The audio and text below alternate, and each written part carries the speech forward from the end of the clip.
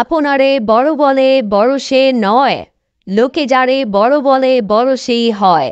কি কি বুবলি আপুর ভক্তরা, তোমাদের জন্য তো একটা চমৎকার খবর নিয়ে আসলাম। 20 ও 21শে এপ্রিল মানে আজ এবং আগামীকাল পরপর 2 দিন Jamaica performing arts centre new York সিটিতে এই প্রথম সুচিত্রা সেন আন্তর্জাতিক চলচ্চিত্র উৎসব অনুষ্ঠিত হতে যাচ্ছে। মজার বিষয় হচ্ছে দারুণ এই আয়োজনে বাংলাদেশ এবং ভারত এই দুই দেশের মোট 438টি চলচ্চিত্র জমা পড়েছে। শুনেছ তোমরা? আবারও বলছি, বাংলাদেশ এবং ভারত মিলে মোট 438টি চলচ্চিত্র জমা দিয়েছিল।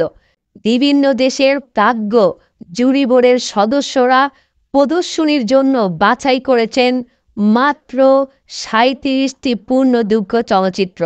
শুনেছ তোমরা?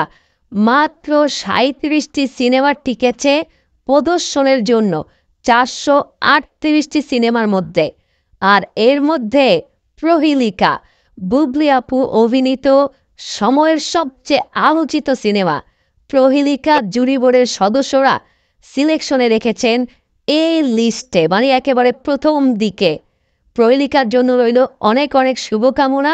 বুবলি আপুর আগামী দিনগুলো অনেক সুন্দর হোক এই প্রত্যাশাই করি। পরিশেষে বলতে চাই, আবারও বলতে চাই, আপনারে বড় বলে বড় সে নয়, লোকে যারে বড় বলে বড় সেই হয়।